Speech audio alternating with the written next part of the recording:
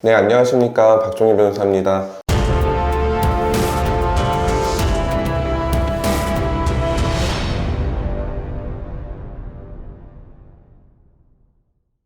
얼마 전에 그 법률신문에서 발행했던 신문 기사들 중에 저희가 한번 유의미하게 살펴봐야 되는 내용들이 있어서 오늘은 그 해당 신문 기사를 좀 준비해봤습니다. 기사의 어떤 제목은 대법원에서 성범죄 사건을 유죄 취지로 파기환송한 사건이 급증하고 있다. 이런 취지의 제목입니다. 이 해당 사건 기사 내용을 좀 살펴보면 대법원에서 최근까지 3년에 걸쳐서 총 76건의 사건을 파기환송하였는데 그 중에 한 절반에 가까운 32건이 항소심에서 무죄 판결 받은 사건을 이건 무죄가 아니야, 이건 유죄야 라는 의미로 다시 재판하라고 해서 이 항소심을 다시 내려보냈다라는 그러한 내용의 어떤 기사입니다. 자, 대법원에서 파기환송한 이 사건들의 어떤 이유를 살펴보면 체증법칙을 위반했다라는 취지의 판결 이유를 계속해서 나타내고 있는데, 자, 체증법칙 위반이라고 하는 것은 항소심에서 사실관계를 오해한 것이다, 이러한 대법원의 판단이란 말입니다. 자, 우리나라는 3심 제도가 있다고 하지만 실제 대법원은 사실관계는 관여할 수 없어요. 이거를 저희들은 1심과 2심은 사실심과 법률심이다 라는 표현을 쓰고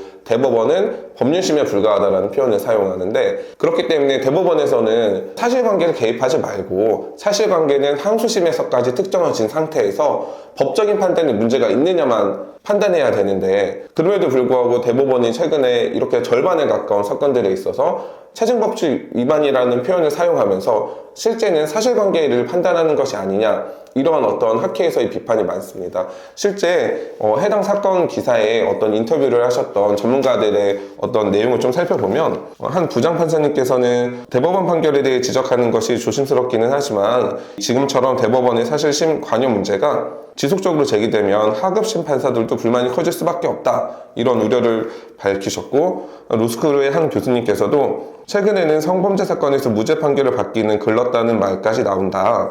피해자 진술이 특별히 모순되지 않는다면 피해자 진술을 되도록 믿어야 한다는 식으로 기계적으로 결론이 나서 거의 피해자의 말에 따라 유죄가 기정사실화되는 분위기가 형성됐다. 결국 피해자의 진술도 중요한 가치를 갖지만 피고인의 방어권, 무죄 추정의 원칙도 중요한 것이다라는 의견을 밝힌 바 있습니다. 한편 이 대법원 판결이 파기환송하는 것에 대해서 긍정적으로 평가하신 부장판사님도 계시는데, 해당 부장판사님께서는 유죄 취지의 파기환송 건수가 급증하는 것은 어떤 성범죄의 유무죄 판단을 피해자 쪽에서 사건을 더욱 접근하겠다라는 그러한 취지다라는 목소리도 있습니다. 해당 기사는 2018년부터 2020년까지 대법원의 파기환송된 사건을 분석해서 기사화한 것인데요. 우리가 여기서 주목해볼 만한 개념이 한 가지가 떠오르게 됩니다. 그 개념은 바로 성인지 감수성입니다. 성인지 감수성은 2018년도에 대법원에서 처음 사용하게 되었어요. 성범죄 사건의 유죄와 무죄를 판단할 때에는 피해자 입장에서 고려해야 된다. 과거에는 피해자의 주장을 일관되지 않고 모순이 많다, 그러면 이 사건은 가해자에게 무죄를 선고하는 경향이 있었는데, 성인지 감수성의 측면에서 바라보게 될 때에는 피해자의 진술에 우리가 조금 더 여유를 두자는 거예요. 그러니까 피해자의 진술이 일부 잘못될 수도 있고 나중에 바뀔 수도 있지만,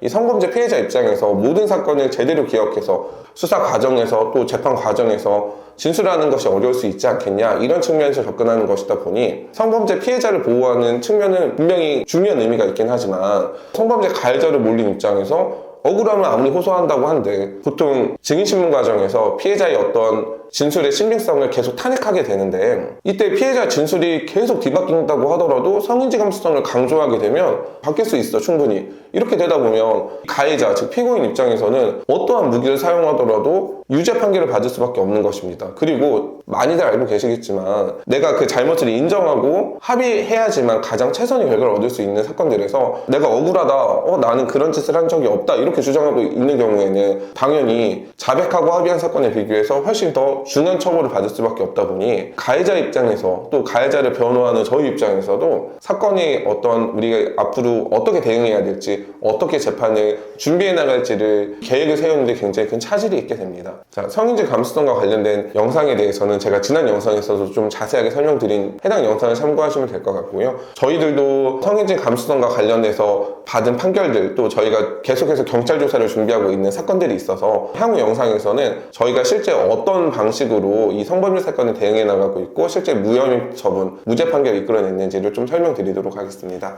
감사합니다.